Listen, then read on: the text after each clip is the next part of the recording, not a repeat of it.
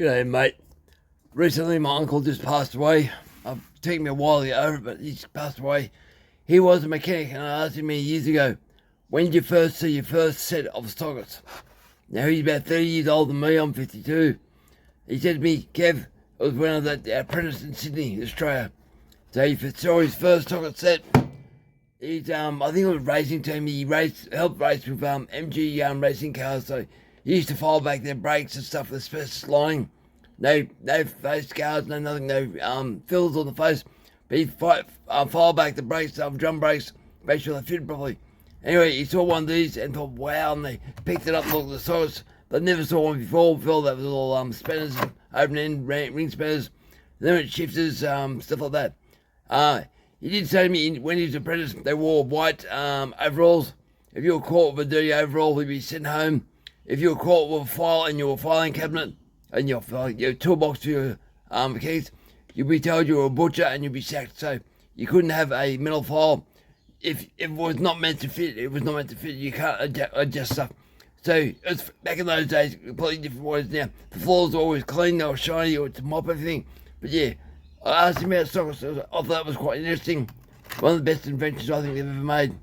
But yeah, good stuff. I like these ones. These are good stuff. Next one I like is impact driver. Now, I don't use these to do things up that much.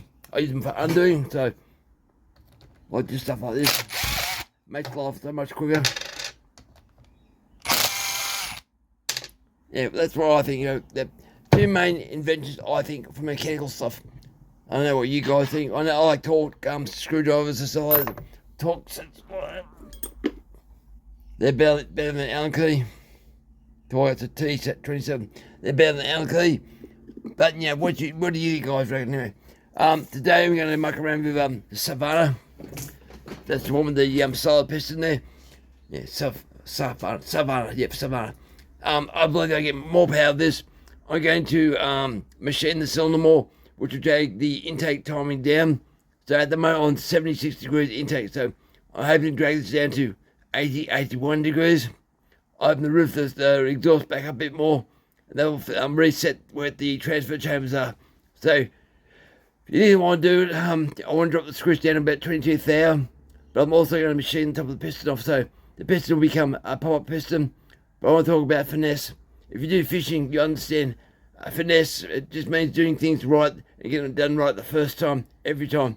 So like you do your knots and stuff in fishing, you can't have a lure and have a huge knot hanging out the top. A fish would see the line coming out the side, so you clean up everything where you are. So when you get to the pop-up piston, I'll talk about that. I believe there's more power to be had, but it's like everything, guys. You do something right and do it right the first time. No, time again, make the same mistake. Yeah, stay tuned for this, guys. I believe I get far more out of this saw. I might even have to go to a bigger carby. I'm not sure about this carby. I'm turning things out and out. It's not getting enough. I think fuel. It's not four-stroking. So I hope I haven't done no damage to the thing. It's still got heaps and heaps of compression-wise. So it's still a good motor, but I've got another carby that tries to make carby, but it just seems to want more and more fuel. I might have to go to 395 big ball 395 carby, which is slightly offset, like a X-Torque carby. I might have to do that, but I just want to know if I can get more oomph out of this thing, which I believe I can. Finesse. It's all about finesse. Chainsaw, same fishing, same machinery. Just got to get done right and be careful and measure everything. Right, let's get on to this. Okay, I've zeroed my degree wheel in. Check my intake time. The intake time was 76 degrees. I've got to check my exhaust. And above that, my exhaust port. Make sure I'm not going to free port. I'm pretty sure I won't free port at all. It's really long skirts on this piston. No free port on that at all. I'm going to bring the screws back down, hopefully to 81 degrees. That's what I really want. And after that, I'll adjust the piston to the head of the cylinder. So I don't care if the piston at the moment hits the top of the cylinder, because at the moment I'm 25 thou squish. So really, if the piston comes up, hits the cylinder, I'm happy with that. I'll leave the squish there, and I'll adjust the piston to suit the cylinder. So I'll move on that. So I'll pull this off, and then I'll adjust everything to suit. Yeah, adjust everything to suit.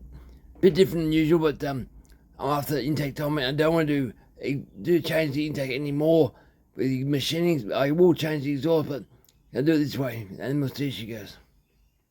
Couple of marks, nothing to look at really. It revs high, this thing. I reckon 215,000 revs. Really high rev. Smooth still. Happy with that. Backside's good still. Happy with that.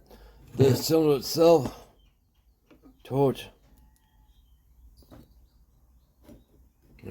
Torch Kevin.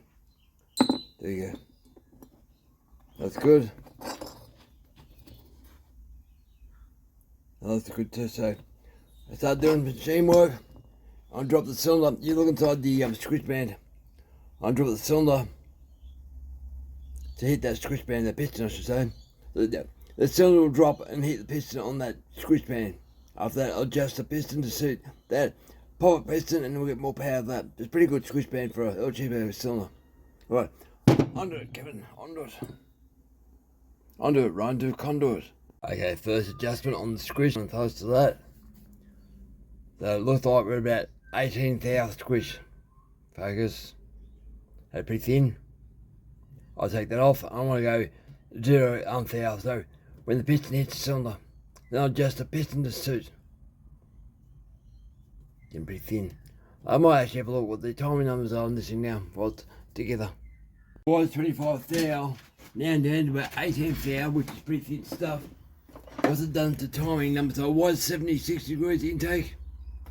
What am I now? So back down, come back up.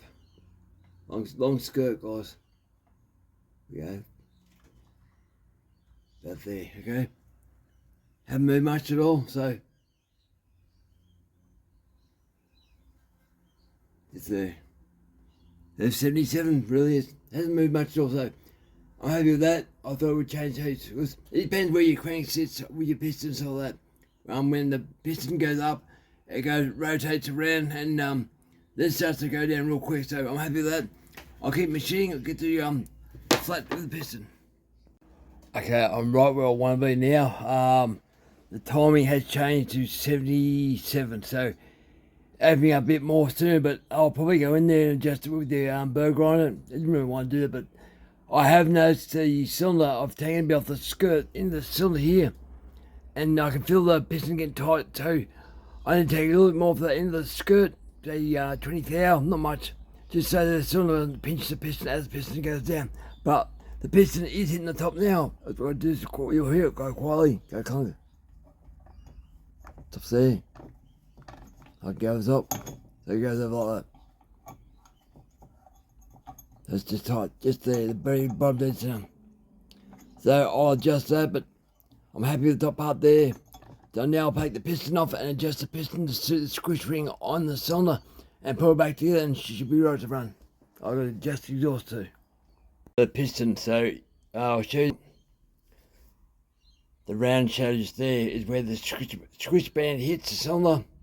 I'm going to machine the top of the piston off just enough so that's alleviated, and we have in about 25,000 under that switch band, and the rest of this will go into the combustion chamber on the cylinder itself to create a pop-up piston. So the actual piston itself, the top ring, is quite set back down from the top of the piston, so I've plenty of meat to play with, but 25,000, because the piston now hits the top of the cylinder, so if I take off 25,000, I'll be aiming close to 25,000 squish, hopefully thereabouts. So I'll just do a bit of muck around on the lathe.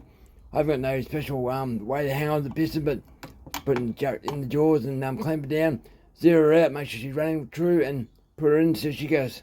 This will be interesting, guys. Bit of power coming this girl. Alright, things haven't worked out the way I thought they'd work out, so I was wanting to talk about finesse and a certain thing, but I won't be able to do it right now because I haven't got time to make a tool up to do what I wanted to do, so here we go. Now that's a 694 piston. So, sorry, I've been looking at the grandkids today, yelling like it's be pain in the butt. But the piston had a mark on it like that, okay? I want to do a pop-up piston. I have to do this one, I have to make a tool up because it's a window piston. There's no place to clamp on it like a round piston, so I had to make up a clamp halfway through it. We made up a bolt, stuff to hang on the wrist pin on the piston.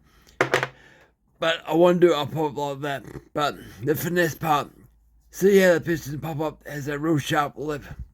Now when you look at your transfer chambers, when they squirt fuel inside the cylinder towards out the transfer upper transfers, you just imagine fuel rushing along, hitting that lip there.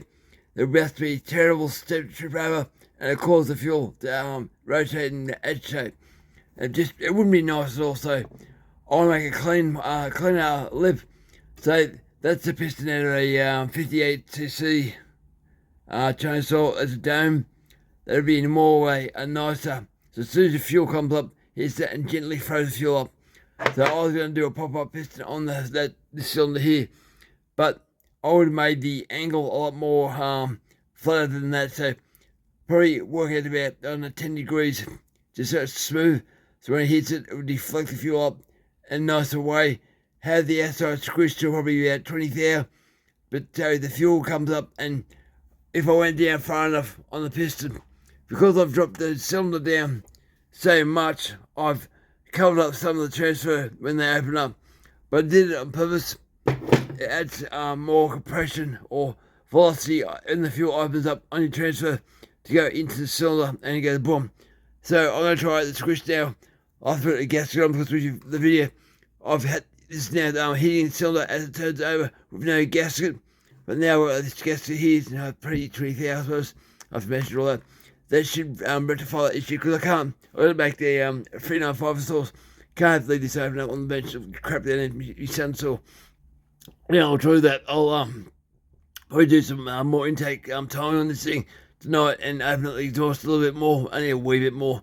But yeah, I want to spend more time on this thing, but not at the moment. I could use this piston if I want to. It's a power piston, but it's way heavier than this. It's like a bloody brick. Compared to that, it's so much lighter. But yeah, it does run really well, guys. I've got another carby. I don't trust this carby. It's wound up about 4 turns like before. It's just not pumping enough fuel. So I'll just get this other carby, or brand new carby in the carb packet, and we'll try that. But yeah, I'll put it back together so I'll have more squish. I know that. But I will give it more time, probably 81 degrees. I'll dig around and make sure she gets to that. But I've got to put it back together tonight. And that way, my son has this if he needs it in the future. But I've got other saws to work on. But this is my own private saw, so it can go on the wayside for a while. Alright, I'll put it back together. That's where I ended up with switch wires. 21 thou, the part there with my nails.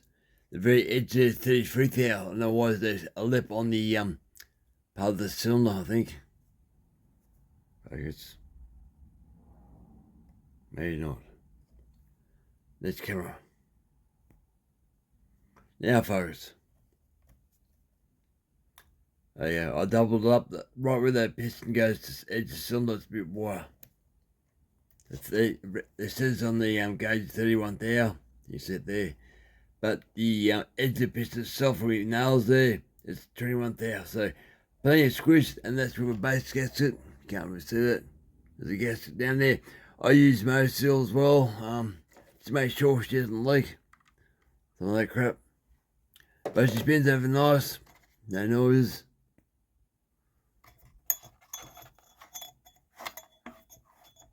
I made the intake a little bit wider and changed the number, so she got more volume to go in. So she wider, went up a little bit in the roof of the intake. So one day I'll come back to this thing, do some more work. So he's also changed the roof a bit. I haven't numbers on that, but it's about 102, I think. After, but you agree, we'll know it. Yeah, she'll go back together. I'll do compression tests. Pull it over in a sec, put it back together dry. So no oil in there at all. So I'll see what she's like in a sec. All right. Back together. Alright, I'll put you over there. Hopefully you can see me. My stupid head. I'm not going to start her up, but I will put the spark plug in. It's a dry assembly. I've brake cleaned it and wiped it and stuff, but there's no oil in this at all. I should have pretty good impression, I imagine. I'd have to let the glue and all that go. I've put glue, base gasket. So change the time a bit. Should be right. I'm not gonna muck around anymore on this for a while because other saws build. Well, I have noticed dropping the cylinder that I've dropped it so much, the handle doesn't line up as much. but it's made it more tighter on the any vibration. It just feels a lot tighter. So turn that off. Dig on valves, and you just wind it a few times.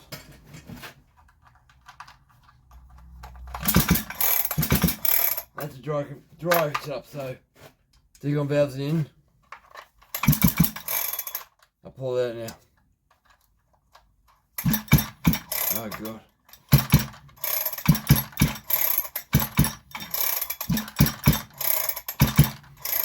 Yeah, it's pretty good. Happy with that. Now bring it back over here. So this up tomorrow, hopefully. Bring it torch. Now this is the carby. I put it on. It's a no-name carby, as you can see. Too close. No-name carby. And the carby it was on it. This one here. HLHIC, I think it is. I normally go by carbies when they're good bits of brass. Usually pretty good. You'll see the high jet's way out on this one. So I've ran the high jet out on this one. It wasn't set on 1, it's on now 3. And see how she get off it. I lean it back, but it's a cheap one. But she seems to work. Full choke. It's got a metal fast idle where this one had a plastic fast idle. That works, so push it in, rivet. Okay, so that works. Hope it runs well, I've got no idea. So I'll finish putting this back together. A new carby. Just hoping it will give it more fuel than what it did have. This carby here, it's been a few saw that it seemed to work alright on the standard saw, but not on a port saw. Just probably something to do with other jets and crap aside, I'd say. But I've never really had a problem with that brand name before. Pretty happy with it normally. But anyway, guys, get it all together, edit the video, and show this thing off soon. I'll get her in some wood, do some cutting. But yeah, a happy way it's turned out. Not hitting 21 thou at the 21 thou at the back of the cylinder and 20 thou at the front of the cylinder. Well, I can work out, but it seems to be pretty good. Shouldn't have no problem with that hitting nothing, but soon we'll find out. Warm her up. See how she goes in the wood. Alright, guys. Oh, that thing too, that cheap carby. Cheap carby didn't come with the straws. They go actually in the carby. As this other carburetor had these straws to centerize your bolts. So I pulled them out. Thought, yeah, if you pull them out, try to put them back in here. It's cheap carby, so cheap. I got halfway through the carby, wouldn't get no more, so I tapped them in with the rubber mallet, and I couldn't get the bastards out, so I cut one in half and shoved half on the other side just to wind everything up. And hopefully I don't have a air leaking in there. So just one of those other things. Pay cheap parts, you get cheap parts while they're cheap. Alright guys, over and out. I thank you for watching.